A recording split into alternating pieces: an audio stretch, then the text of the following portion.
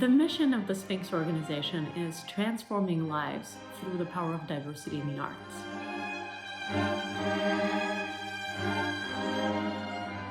In essence, the work that we do is meant to help classical music be as vibrant and representative and reflective as our communities are today. And really to make sure that every young person of any background, in any zip code, would have the same opportunities and equity of access to classical music and all of its incredible benefits.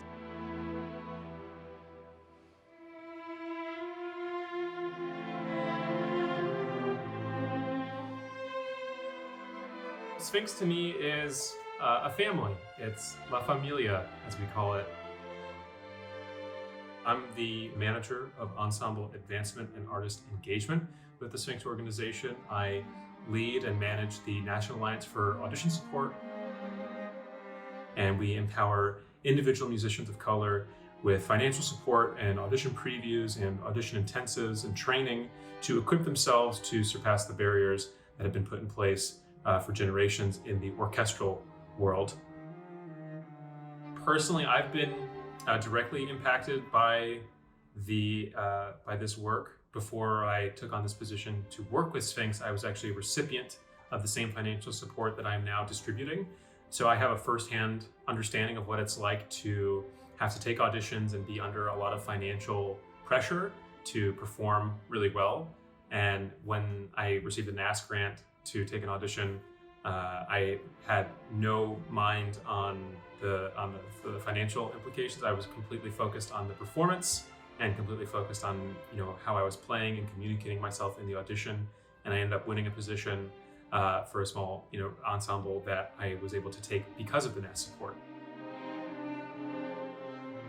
The partnership with Minnesota Orchestra is really profound. It means to us that a major orchestra in America today is willing and able to prioritize diversity and inclusion in the arts and classical music. And that is powerful. That's a great example to set for the rest of our field, for many of our artists, and really for the rest of the industry, to say that we can work and we can co-curate content, and we can really think artistically as a unit, as a team, contributing our voices and really putting really our resources where our mind and where the words are. And that's really powerful and fantastic. I'm excited to see what this collaboration brings and also what other blueprints we can create together to set a nice example, a meaningful example for the rest of the field. I've subbed with the orchestra for many years. I've been able to stand on that stage as a professional with them.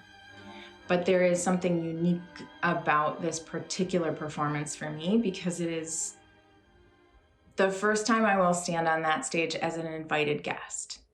And that feels innately different and hugely important to me from someone who came to my first orchestra concert at Orchestra Hall when I was maybe 9 and has been coming ever since. To stand on that stage in this particular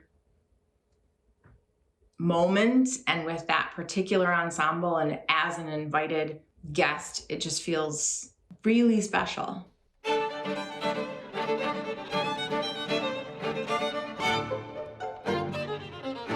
Sphinx has a deep acknowledgement for representation, so that always feels good. I remember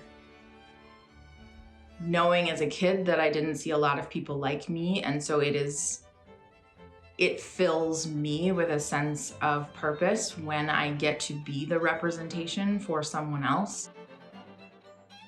The change has begun, but it's nowhere near complete. No matter what we do to put money in people's pockets to help them grow or to help fund initiatives in orchestras, there's no greater impact than listening, hearing, and being a part of these conversations that are helping people cultivate a sense of belonging and feeling that they are, one with the organizations that they are a part of. The more we show by example that this excellence is inseparable from diversity, the more it becomes the norm for young people to envision themselves at the helm, on stage, in corner offices, in leadership seats.